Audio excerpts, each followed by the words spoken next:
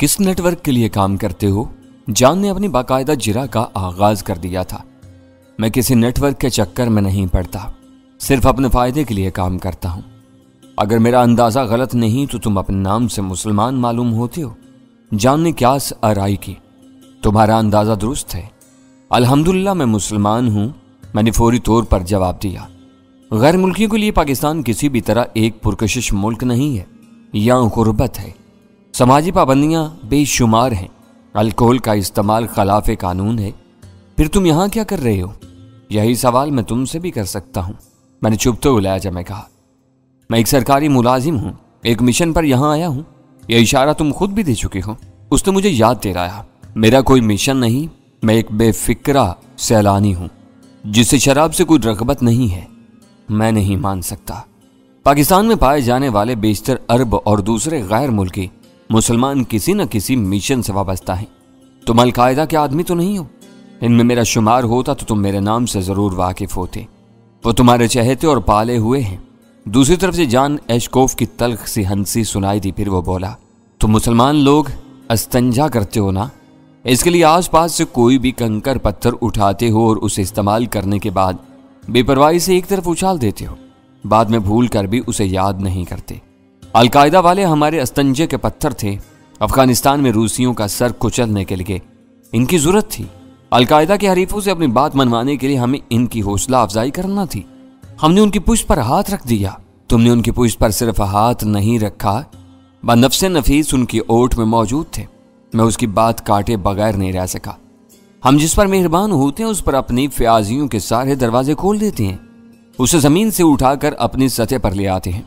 जब हम अपना कोई मिशन पूरा करने के लिए निकलते हैं तो मकसद हासिल करने के लिए सब कुछ कर गुजरते हैं। तुम गुजरी हुई बातों के ताने न दो।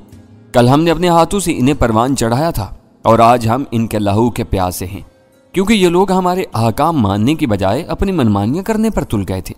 जब मौका मिला इनकी ईंट से ईंट बजा दी जाएगी। ये सब तुम मुझे क्यों सुना रहे हो? मैंने सादगी से पूछा। मैं किसी को कुछ नहीं सुनाता। तुमने अल-कायदा को हमारा पाला हुआ कहकर मुझे मुश्तिल किया था। इनका हवाला तुमने दिया था। बात की इब्तिदा मैंने नहीं की थी। मैंने अपनी यानी अब्दुल माजिद की सफाई पेश की। पाकिस्तान में आवारागर्दी करने वाले बेशतर गैर मुल्की मुसलमान किसी न किसी नेटवर्क से मुंसलिक हैं। ऐसे किसी मजबूत राब्ते के बगैर तुमको वो बातें मालूम नहीं हो सकती थी जो तुम जानते हो। सच से बताओ कि तुम किसके लिए काम करते हो? मैं सिर्फ और सिर्फ अपने लिए काम करता हूं। महीनों से 10 लाख डॉलर के इनाम के लिए सरगर्दा हूं। वो खबीज डैनी भी किसी बहुत मजबूत नेटवर्क का आदमी है। हर बार छलावे की तरह हमारी नजरों से ओझल हो जाता है। उसके बारे में तुम क्या जानते हो? सब कुछ ना सही तब भी बहुत कुछ जानता हूं। मैंने पूरे एतमाद से कहा, वो गारों में नहीं खुली जमीन पर रहता है। अगर तुमने उसे पकड़वा दिया तो 10 लाख डॉलर तुम्हारे होंगे। मेरी तवक्का के ऐन मुताबिक वो मुस्तरिब हो गया। अगर कहकर तुमने शर्त आयद कर दी। मैंने खुश्क लहजे में एतराज किया। उसे पकड़ना या ना पकड़ना तुम्हारा काम है। मैं ये जानता हूं कि वो कहाँ है। इस वक्त सबसे ज्यादा अहम सवाल यही है कि वो मरदूद कहाँ है। जान ने रवानी में जवाब दिया, मकाम का तयन करो और रकम ले आओ, मैं बता दूंगा। मैंने सपाट लहजे में कहा, अमरीकी वादा खिलाफ नहीं होते। तुम्हारी दी हुई इत्तला की तस्दीक होते ही तुमको पूरी रकम अदा कर दी जाएगी। इस बार मैं हंस पड़ा। अमरीकी शायद सबसे बड़े झूठे और दगाबाज होते हैं। अभी तुमने कहा था कि आज तुम अपने ही बनाए हुए नेटवर्क की ईंट से ईंट बजा देने पर तुल गए हो, क्योंकि अस्तंजे के इन ढेरों से तुम्हारा काम निकल चुका है। मालूम होता है कि तुम वाकई किसी नेटवर्क के आदमी नहीं हो। एक गहरे सांस के साथ जान की आवाज आई। तुमने कभी किसी मिशन पर काम किया होता तो तुम्हें मालूम होता कि सारी अहमियत मकसद की होती है। इसके हसूल की राह में आने वाला हर मोरा बेरहमी से पिटवा दिया जाता है। कमजोर मोरे खुद ही पिटते चले जाते हैं। इस इलाके में हमारे मकासद की बसात सिमट रही है। हदफ बदल गए हैं। ऐसे में सब कुछ जायज होता है। इसे दगाबाजी नहीं कहा जा सकता। तुम मुझ पर एतबार नहीं करते तो मैं भी तुम पर एतबार नहीं कर सकता। 10 लाख डॉलर बड़ी रकम होती है। क्या पता कि तुम मुझे जाली नोट थमा दो और मैं धर लिया जाऊं। तुम्हारी दी हुई करेंसी की असलियत की तस्दीक होने के बाद मैं तुम्हें अपनी मालूमात से आगाह करूंगा। तुम बिला वजह बात बढ़ाकर तलखी पैदा कर रहे हो। यकबयक उसका लहजा नासिहाना हो गया। तुमको अंदाजा नहीं है कि डैनी तक पहुंचने के लिए तुम्हारी क्या कुछ नाज बर्दारियां की जा सकती हैं। मुझ पर नहीं तो मेरी हुकूमत पर एतबार करो और बता दो कि वो जहन्नुम का कारिंदा कहाँ है। वो तुम्हारे दोस्तों के दरमियान इत्मीनान से बैठा हुआ है और तुम उसकी तलाश में इधर उधर भटक रहे हो। मैंने अपने तसव्वुर में उसकी मुसरबाना कैफियत से लुत्फ अंदोज होते हुए जवाब दिया। तुम किन दोस्तों की बात कर रहे हो? हम पाकिस्तानियों को भी अपना दोस्त तसव्वुर करते हैं। मैं हंस पड़ा। ये तुम्हारा एक और झूठ है। तुम्हारे दिमाग में ये बात बैठी हुई है कि तुम पाकिस्तान में पाकिस्तानियों को बेवकूफ़ बनाने के लिए आए हो। रवानी में तुमने दोस्ती की रटी रटाई बात दोहरा दी। ये भूल गए कि मैं पाकिस्तानी नहीं यमनी हूँ। यमन के आधे से ज़्यादा लोग हमारे दोस्त हैं।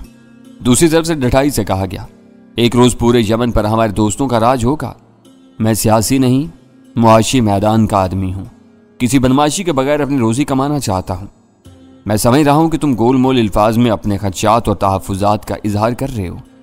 तुम्हारी दी हुई इतला की तस्दीक होने की सूरत में तुम्हें 24 घंटों के अंदर अंदर इनाम की पूरी रकम तुम्हारी सहूलत के मुताबिक मिल जाएगी। तस्दीक हो जाने के बावजूद तुम मुझे ये बुरी खबर सुना सकते हो कि मेरी दी हुई इतला गलत साबित हुई। शायद मैं ऐसी बेईमानी कर लूँ। मेरी हुकूमत ऐसी हरकत करने की कोशिश नहीं करेगी। उसे अपनी साख $1 मिलियन से ज़्यादा अजीज है। बदकिस्मती यह है कि मैं इस वक्त अमरीकी हुकूमत के बजाय जॉन एशकोफ से मुखातिब हूँ। इस वक्त मेरी हैसियत अमरीकी हुकूमत के बाइख्तियार नुमाइंदे की है। मैंने उसकी बात दरमियान ही से उचक ली और तुम अपनी बेईमानी के इम्कान को खुद तस्लीम कर चुके हो। तुम बिला वजह हुज्जत कर रहे हो। वो मेरी जिरा से जिद होकर बोला, अब तक तुम्हें बता देना चाहिए था कि तुम क्या जानते हो। मैंने तुम्हें बताने के इरादे ही से फ़ोन किया था, मगर तुमने अपनी बातों से मेरे दिल में शकूक व शुबहात पैदा कर दिए हैं। अपने दिल से हर बदगुमानी झटक दो यार, मुझ पर एतबार करो। मैं तुम्हें धोखा नहीं दूंगा। फ़ोन पर मैं कुछ नहीं बता सकता। मैंने सोचते हुए कहा, तुम मुझसे मिल दो। हो सकता है कि तुम्हारी आंखों में मुझे भरोसे की कुछ परछाइयाँ नजर आ जाएं और मैं तुम्हें अपनी मालूमात में शरीक करने पर आमादा हो जाऊँ। पाकिस्तान मेरे लिए एक नया मुल्क है। मैं यहाँ हर एहतियात को बालाए ताक रखकर यूं तुमसे नहीं मिल सकता। फिर मजबूरी है। मैं तुम्हारी शराइत पर कोई ताउन करने से कासिर हूँ। तुम कोई ताउन नहीं कर रहे। रिसीवर पर उसकी तेज आवाज उभरी, तुम्हें डैनी के बारे में कुछ मालूम है? हमने इन मालूमात की बोली लगाई हुई है और तुम हमारे मुकर्रर किए हुए दामों पर अपनी मालूमात बेचना चाहते हो। ये बिल्कुल खुला हुआ सौदा है। हो सकता है, लेकिन मैं ये सौदा अपने इत्मीनान के बाद ही करूंगा। लाइन पर चंद सानियों के लिए खामोशी छा गई। फिर जॉन एशकोफ की भारी आवाज उभरी, ठीक है, तुम क्या चाहते हो? मैं इस मामले में किसी पेशरफ से पहले तुमसे मिलने का ख्वाहा हूं। कब और कहाँ मिलना चाहते हो? जॉन ने फैसला कुन लहजे में सवाल किया। मैंने बस एक लम्हे के लिए सोचा, फिर कहा, कराची के बारे में तुम क्या जानते हो? तुम इसकी फिक्र ना करो, मैं यहाँ आता जाता रहता हूँ। पेशावर में मेरा कयाम खासा तवील रहा है। तुमने अचानक पेशावर का जिक्र क्यों निकाल लिया? वो मौका फराम कर रहा था तो मुझे गुफ्तगू को तूल देने में कोई उज़र नहीं था। यह सिलसिला इस वक्त से चल रहा है जब पाकिस्तान में कराची के सिवा कोई और बैनुल-अक़वामी हवाई अड्डा नहीं था। पेशावर और दूसरे आलमी शहरों के दरमियान आमदोरफ्त के लिए मुझे बार बार कराची में ठहरना पड़ता था। मैं इस शहर से खासी हद तक वाकिफ हूँ। तुमने बंदरगाह को शहर से मिलाने वाला फैटी जेटी का पुल जरूर देखा होगा? मैंने पूछा। यह नाम मैं पहली बार सुन रहा हूँ। उसने किसी हीलो हुज्जत के बगैर एतराफ़ कर लिया। तुमने बीच लग्जरी होटल का नाम तो जरूर सुना होगा। वो कराची का बहुत पुराना और अच्छा होटल है। यह नाम कानों को मानूस मालूम होता है। तुम अपना मुद्दा बताओ, मैं किसी न किसी तरह तुम्हारे मुकर्रर करदा मकाम पर पहुंच जाऊंगा। मेरे कानों में उसकी इस्तरारी आवाज़ गूंजी। मेरे इत्मीनान से उसके सब्र का पैमाना लबरेज होता जा रहा था। एक रास्ता नैटी जेटी के पुल के ऊपर से गुजरता है, दूसरा बीच होटल की तरफ से पुल के नीचे आता है। मैंने अपनी यादाश्त ताज़ा करते हुए कहा, इस दूसरे रास्ते पर समंदरी खाड़ी के किनारे मंदिर बना हुआ है। तुम कल रात 9 बजे मुझे उस मंदिर के आसपास मिल जाओ। कल रात के बजाय तुम आज ही वहां क्यों नहीं आ जाते? उसने अपनी बेचैनी का मुजाहिरा किया। मैं उसके इस्तराब का सबब समझ रहा था। मैंने तजाहल आरफाना से काम लेते हुए बेपरवाही से कहा, आज मैं मसरूफ़ हूँ, ये मुलाकात कल बेहतर रहेगी। मेरे पास ज़्यादा वक्त नहीं है। कल दिन में मुझे दिल्ली के लिए रवाना होना है। मैं अपनी रवानगी मुलतवी नहीं कर सकता। तुम आज के लिए वक्त निकालो यार। कड़ी से कड़ी मिल रही थी। जलाल की फराम की हुई मालूमात और जान के उज़र से यह साबित हो रहा था कि उसकी दिल्ली रवानगी का प्रोग्राम तय पा चुका था। मेरी तलाश के सिलसिले में उसे लैंगले में CIA के अफसरान से कंप्यूटर पर जो राब्ते करने थे वो हो चुके थे। कराची में अपने मुख्तसर क़याम के मकासद हासिल कर लेने के बाद वो अपने चार्टर्ड त्यारे से दिल्ली रवानगी के लिए पाबा रकाब बैठा हुआ था। मेरी टेलीफोन कॉल के नतीजे में उसे गैर मुतवक्का तौर पर अहम तरीन मालूमात हासिल होने की उम्मीद हो गई थी। इसलिए वो अपने अगले प्रोग्राम को ख़राब या मुतासर किए बगैर मुझसे जल्द अज जल्द मिलने के लिए बेचैन हो गया था। बहुत मुश्किल होगा। मैंने बिला वजह माजूरी जाहिर की। आज रात मुझे अपने माली वसाइल की बहबूद के लिए कुछ जुस्तजू करनी है। आज की मसरूफियात से तुम्हें कितनी आमदनी की उम्मीद है? उसकी आवाज़ में बला का तजस्सुस उमड़ आया। 1.5-2 लाख रुपए तो मिल ही जाएंगे। मैंने सोच समझ कर تیر اپنے نشانے پر پھینکا۔ میں پاکستان میں آوارہ گرد عرب کے طور پر پہچانا جانا پسند نہیں کرتا۔ اپنے گزارے کے لیے آمدنی کے کچھ نہ کچھ ذرائع ڈھونڈتا رہتا ہوں۔ تم سے رابطہ بھی میری انہی خواہشوں کی ایک کڑی ہے۔ اپنی آج کی مصروفیات منسوخ کر دو، جان نے بے تابی سے کہا۔ 9 بجے مندر کے پاس آ جاؤ، میں تمہیں اپنے پاس سے 2 لاکھ روپے دے دوں گا۔ یہ رقم تمہاری انعام میں سے نہیں کاٹی جائے گی۔ میرے لیے وقت بہت قیمتی ہے۔ مجھے پہلے سے یہ اندازہ ہو گیا ہوتا تو میں 1.5-2 لاکھ کے بجائے 10 لاکھ کی بات کرتا۔ میں نے ہنس کر کہا، تم نے موقع گوا دیا، میں تمہیں 2 لاکھ سے 1 روپیہ بھی اوپر نہیں دوں گا۔ یہ بھی خاصی بڑی رقم ہے۔ کتھی بڑی رقم نہیں ہے، اس ڈالروں میں تبدیل کرو گے تو یہ بہت زیادہ سکڑ جائے گی۔ تم یہ بھول رہے ہو کہ میں پاکستانی نہیں یمنی ہوں۔ آمدنی کے ذرائع کی تلاش میں گھاٹ گھاٹ گھومتا رہتا ہوں۔ ہو سکتا ہے کہ تمہارے پیچھے میں بھی دہلی چل دوں۔ اس وقت میرے لیے 10 لاکھ ڈالر کا حصول سب سے زیادہ ضروری ہے۔ میں دہلی میں زیادہ دیر تک نہیں رکوں گا، اپنا کام ختم کرتے ہی دوبارہ کراچی لوٹ آؤں گا۔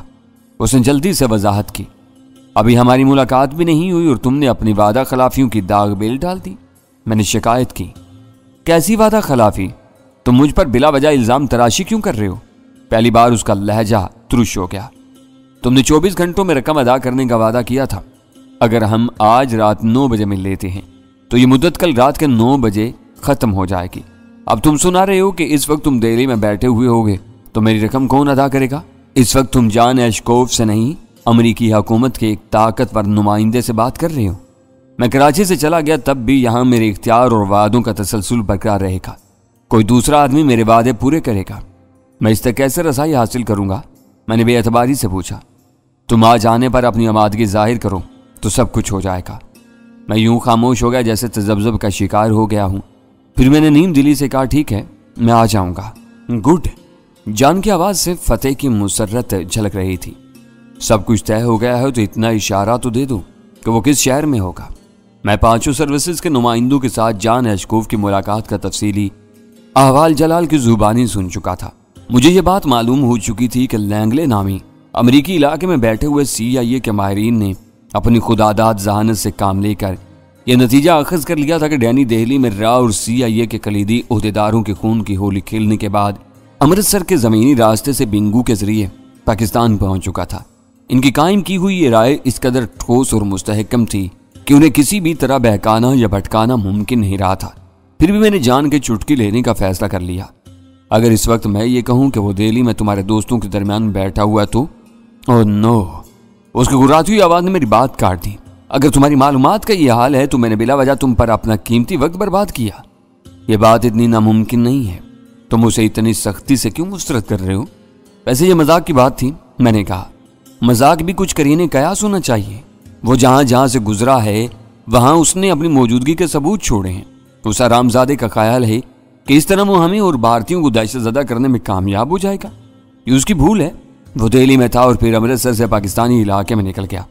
ہمارے پاس اس بارے میں ناقابل تردید واقعاتی شہادتیں موجود ہیں جنہیں کوئی نہیں جھٹلا سکتا۔ جان ایشکوف کا نرم لہجہ یک بیک تلخ ہو گیا۔ میں اس کی کمینگاہ کے بارے میں قبل از وقت زبان کھول کر اپنے ہاتھ نہیں کٹوا سکتا۔ میں نے گہرا سانس لے کر اس کی دی ہوئی گالی کو نظر انداز کرتے ہوئے جواب دیا، مجھے بھی معلوم ہے کہ وہ بھارت سے پاکستان آ چکا ہے اور میں تم سے اپنے اسی علم کی قیمت وصول کرنا چاہتا ہوں۔ تھوڑی دیر پہلے بھی تم نے کہا تھا کہ وہ ہمارے دوستوں کے درمیان اطمینان سے بیٹھا ہوا ہے اور ہم اس کی تلاش میں بھٹک رہے ہیں۔ کیا اس وقت بھی دوستوں سے مراد بھارت والے تھے؟ مجھے یوں محسوس ہوا جیسے میری کہی ہوئی بات یاد آنے پر وہ چونک پڑا تھا۔ ظاہری طور پر تم ہر ایک کو اپنا دوست قرار دیتے ہو، لیکن اپنی پالیسی کے ذریعے بہت سے دوستوں کی پشت میں خنجر گھونپنے کی تیاری کرتے رہتے ہو۔ تفصیل سنو گے تو تم خود حیران ہو جاؤ گے کہ ڈینی یہاں کن ہاتھوں میں محفوظ ہے۔ میں نے جان بوجھ کر وہ پینترا بدلا تھا۔ جان کے لہجے کی تلخی ایک مرتبہ پھر تجسس میں بدل گئی۔ میں یہی پوچھ رہا تھا، مجھے کوئی اشارہ تو دے دو کہ وہ کہاں ہے۔ نہیں جان، میں نے کچی گولیاں نہیں کھیلی، میں نے سختی سے کہا۔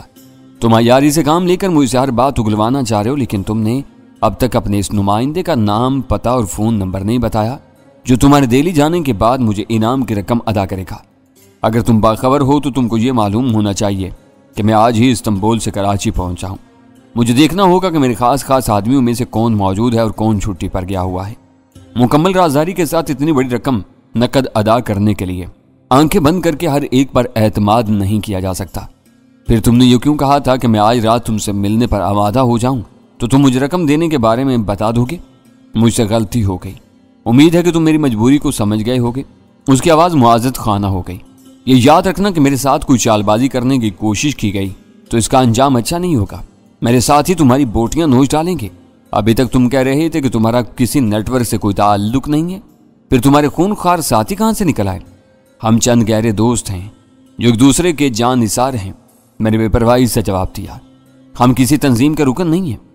तुम गहरे और काम के आदमी मालूम होते हो सकता है कि हमारे दरमियान कोई लंबी मुफाहमत हो सके। ये याद रखना कि $10 लाख मिल जाने के बाद मुझे पैसे की ज्यादा परवाह नहीं रह जाएगी। मैंने उसे तादीब की। किसी ने मेरी ये रकम रोकने की कोशिश की तो मैं इसके हल्क में हाथ डालकर खाया पिया तक उगलवा लूंगा। मैं ये सब जानता हूँ। इस तरह के कामों में यही सब होता है। तुमने मेरा बहुत वक्त ले लिया, बाकी बातें अब रात को होंगी। ये बताओ कि मैं तुमको कैसे पहचानूंगा? उसने अपनी जानिब से गोया गुफ्तगू के इख्तिताम का ऐलान करते हुए पूछा। हम लोग गुमनामी में दरवेशी जिंदगी बसर करते हैं। मैं रात को सुर्ख रंग की पुरानी सुजुकी कैरी में आऊंगा जिसके स्याह हुड के ऊपर सब्ज रंग का बल्ब जल रहा होगा। इस गाड़ी को देखते ही तुम्हें मेरे पास आना है। तुम्हारी क्या शनाख्त होगी? स्याह टी शर्ट और स्याह जीन्स के साथ मेरे सर पर स्याह भी कैप होगी। उसने बताया। फिर पूछा, तुम अकेले आओगे या तुम्हारे साथ कोई और भी होगा? ये मेरे मूड पर मुनहसर है, इससे तुम्हें कोई गर्ज नहीं होनी चाहिए। मैं सुजुकी कैरी चलाऊंगा, मेरे बराबर वाली सीट खाली होगी। ओके, 9 बजे मंदिर के पास मुलाकात होगी। गुड तक। दूसरी तरफ से क्रैडल का क्लिक सुनकर मैंने फोन बंद कर दिया। खुदा की पनाह, तुम मुझसे यूं बातें किए जा रहे थे जैसे कई दिनों से इन मुकालमों की रिहर्सल करते रहे हो। वो भी तुम्हारी बातें सुन रहा था। मेरे फारिग होते ही अव्वल खान ने गहरा सांस लेकर ताहयुर ज़दा लहजा में कहा। दरअसल वो गुफ्तगू के आगाज ही में गहरे तजस्सुस का शिकार हो गया था। मैंने अव्वल खान की गाड़ी की तरफ बढ़ते हुए जवाब दिया। इसके ज़हन में छुपा हुआ जहर उगलवाने के लिए जरूरी था कि गुफ्तगू को तूल दिया जाए। वो बातें करने पर आमादा था, इसलिए बात जारी रही। एक अजनबी के फोन पर CIA के एक मंजे हुए डिप्टी डायरेक्टर का यूं फरेब खाना बहुत अजीब महसूस हो रहा है। अव्वल खान अपनी गाड़ी का स्टीयरिंग व्हील संभालते हुए खुद कलामी के अंदाज में बुड़बुड़ाया। अपनी दानिश में उसने कोई फरेब नहीं खाया बल्कि चालाकी से काम लिया है। ये न भूलो कि डैनी उसका मरगूब तरीन मौजूद सुखन है। मैंने उसे याद दिलाया, अगर ये लोग ऐसी बातों पर ध्यान ना दें तो इन्हें किसी भी मामले का सुराग तक नहीं मिलेगा। बाज़-औक़ात ऐसे राब्ते बहुत सूदमंद साबित होते हैं। उसे फोन करने तक तुम्हारे ज़हन में कोई खाका नहीं था। क्या तुम उससे मिलने जाओगे? अव्वल खान ने गाड़ी आगे बढ़ा दी। जरूर जाऊंगा। इस बारे में तुम्हारा क्या मशवरा है? मैंने मुस्कुराते हुए पूछा। उसने तुमसे तुम्हारी सारी निशानियां पूछ ली हैं। उसके मैरीन्स या कमांडोज दूर ही से तुम्हें बाढ़ पर ले लेंगे। ये बहुत खून रेज और मोहलक तसादुम साबित हो सकता है। अव्वल खान की आवाज से गहरी तशवीश नुमाया थी। हमारे दोस्तों ने हमें इससे दूर रहने का मशवरा दिया है। मेरा लड़ने मरने का कोई इरादा नहीं है। मुझे कभी उम्मीद है कि वो भी अपनी खाल में रहेगा। मैं तुम्हारी इस खुशफहमी का सबब जरूर जानना चाहूंगा। अव्वल खान ने कहा। वो बहुत चालाक और खराट आदमी है। मैं उससे खेल रहा था, वो मुझे उल्लू बनाने की कोशिश कर रहा था। मुझे पूरा यकीन है कि उसने मेरी बातों पर एतबार नहीं किया होगा। फिर उसने तुमसे इतनी लंबी बात क्यों की? अव्वल खान ने दरमियान में सवाल कर डाला। उसे कोई सिरा मिलने की मुहिम से उम्मीद हुई होगी। वो इस मौका से फायदा उठाने की कोशिश करेगा। मैंने पूरे एतमाद से जवाब दिया।